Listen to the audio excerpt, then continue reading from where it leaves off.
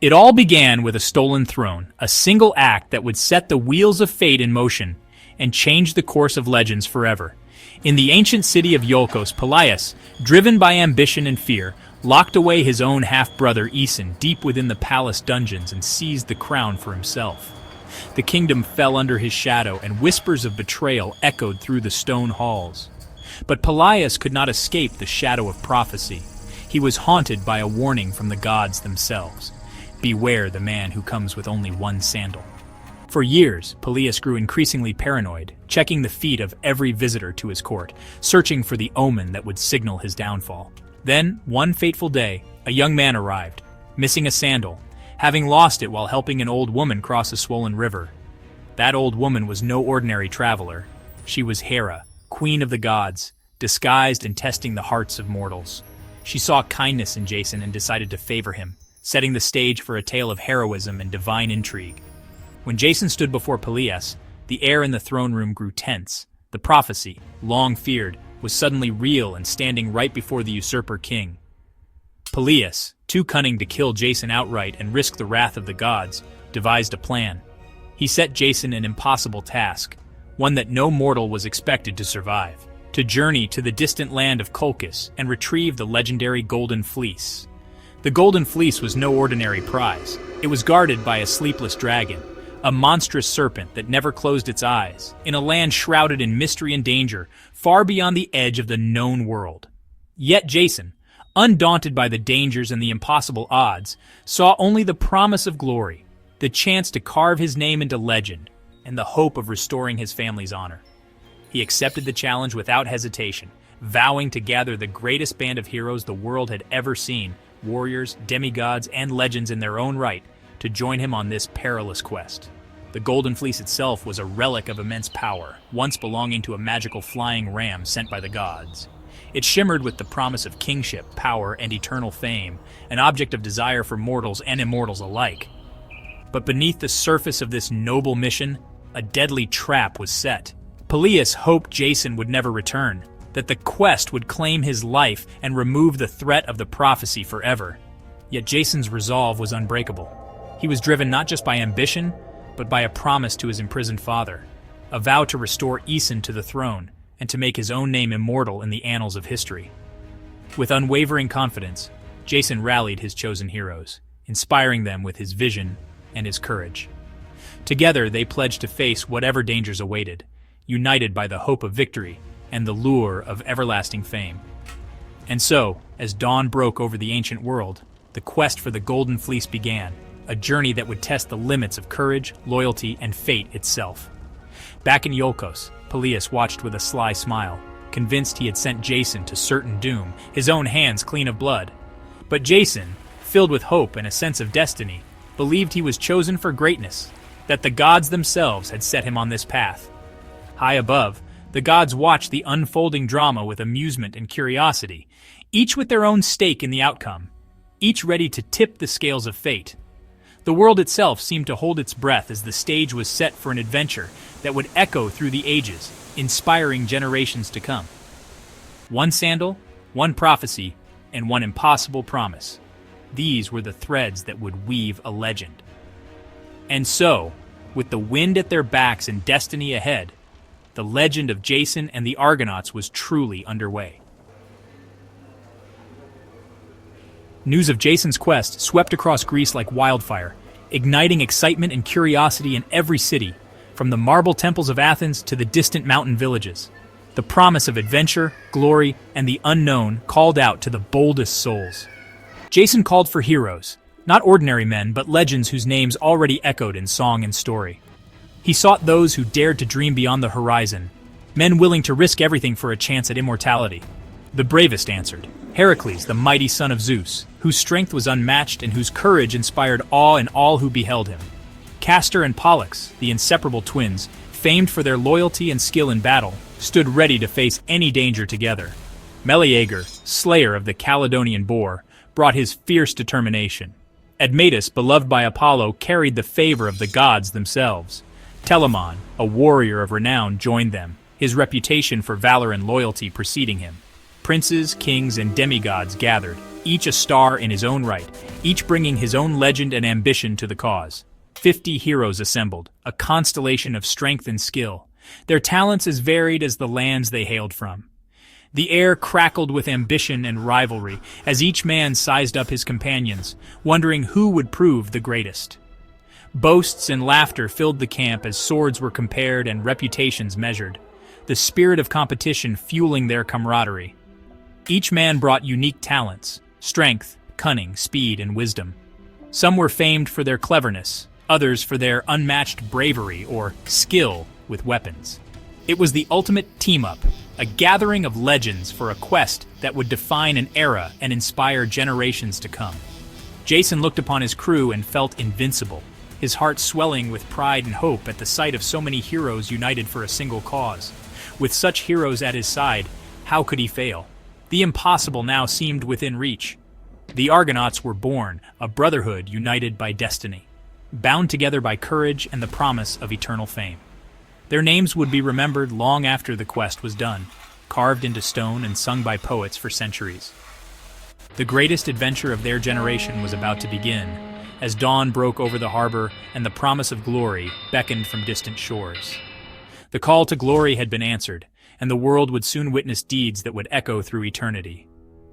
The journey to Colchis was set, and the Argonauts stood ready to chase their destiny across the wine-dark sea. Not all heroes relied on brute strength. Calais and Zetes, sons of the north wind, could fly, perfect scouts for the voyage. Idas, fierce and bold, was matched by his brother Lynceus, whose supernatural sight could pierce earth and sea. Orpheus, son of a muse, wielded music as his weapon. His lyre could calm storms and soothe monsters. These talents made the Argonauts more than warriors. They were specialists. Winged speed, piercing vision, and enchanting music would prove as vital as any sword. Jason's crew was a puzzle of unique gifts, each piece essential. Their success would depend on more than muscle. Together, they were ready for any challenge, mortal or divine. The Argonauts were a team like no other. In the age of heroes, when legends were born and the impossible seemed within reach, a group of brave souls prepared for a quest unlike any before. But before they could set sail, they needed a ship worthy of their ambition, a vessel that could carry them across unknown seas and into the heart of myth. Argus, the most skilled shipwright in all of Greece, was chosen for this monumental task. Yet even his expertise was not enough. The challenge demanded something more, something touched by the gods themselves. Hera, queen of the gods, saw the importance of this journey and called upon Athena, goddess of wisdom and crafts. In the quiet of night, Athena appeared to Argus in a vivid dream, revealing to him the perfect design for a ship that could withstand any trial. The ship would be called the Argo. It would have 50 oars, one for each hero, and would be unmatched in speed, strength, and beauty. Its design was unlike anything seen before, a true marvel of both mortal skill and divine inspiration. Athena instructed Argus to seek out the sacred grove of Zeus at Dodona. There, he was to cut a beam from the ancient whispering oaks, trees believed to hold the voice of the god himself. This enchanted wood would form the prow of the ship, giving the Argo the power to speak and warn of danger. With this magical prow, the Argo became more than just a vessel. She was a living guide, a protector, and a companion to the heroes who would sail her. Argus and his team of craftsmen worked day and night, following Athena's divine blueprint with unwavering dedication. Every plank, every nail, every detail was crafted with care, as if the gods themselves were watching. At last, after weeks of tireless labor, the Argo stood gleaming on the shore, her hull shining in the sunlight, ready to embrace the open sea and the adventures that awaited. She was named for her builder, Argus, but she belonged to the heroes, the Argonauts, who would soon gather at her side, each one destined for greatness. With her magical prow, divine craftsmanship, and the blessings of the gods, the Argo was a wonder to behold, a ship unlike any other in history or legend. The ship was the final piece of the puzzle, the key that would unlock the journey to come. With the Argo complete, the Argonauts assembled, their hearts full of hope and courage. Their vessel, their crew, and their quest were ready. The legendary voyage was about to begin. On Olympus, the gods watched with keen interest. Hera championed Jason, grateful for his kindness and eager for revenge against Pelias. Apollo, patron of Orpheus, lent his favor, hoping to settle old scores. Their support brought guidance, fair winds, and inspiration. But not all gods were allies. Poseidon, master of the seas, was unpredictable, and Ares favored Colchis. Zeus remained neutral, allowing the drama to unfold. The Argonauts were pawns in a divine game, their fate shaped by godly whims. Success and failure would be cheered and jeered from Olympus. Hera's protection and Apollo's magic were powerful assets. But opposition from other gods meant danger at every turn. The quest was more than mortal. It was a contest of divine power. The stakes were higher than Jason could imagine. The gods had chosen their sides. The adventure would be epic. With the Argo ready, one question remained. Who would lead? All eyes turned to Heracles, but he declined, insisting Jason should command. Heracles preferred action to leadership and cleverly avoided the burden. The heroes agreed, acclaiming Jason as their leader. Jason accepted, promising courage and wisdom. He appointed Typhus, the finest navigator in Greece, as helmsman. Typhus could read stars and seas like no other. With leadership settled and roles assigned, the crew was united. Jason was the heart, Typhus the steady hand. 50 heroes, one purpose. The Argonauts were ready to face destiny. The greatest voyage in Greek legend was about to set sail. Dawn broke over Pagasae as the Argonauts prepared to depart. Farewells were said, prayers offered, and sacrifices made. The Argo gleamed, awaiting her heroes. Jason gave the signal. The anchor rose, and the ship slipped from shore. Orpheus played his lyre, filling the air with hope and courage. The music united the crew, banishing fear. The sea calmed, the wind filled the sail, and the Argo glided forward. Departure was not chaos, but a majestic procession. The heroes, inspired and united, left Greece behind. The journey into legend had begun. As the Argo sailed, dolphins danced in her wake, a sign of good fortune. Spirits soared, the sun blazed a golden path ahead. The heroes settled into their roles, leaving old lives behind. They were Argonauts now, united by purpose and legend. Each mile brought them closer to danger and to glory. They faced the unknown together, a brotherhood forged by destiny. The sea was vast, the future uncertain, but hope and camaraderie filled the ship. With dolphins leading the way, fear vanished. The Argo pressed on, carrying the dreams of a generation.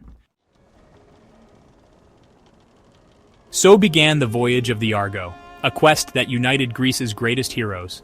Their journey set the standard for all adventures to come.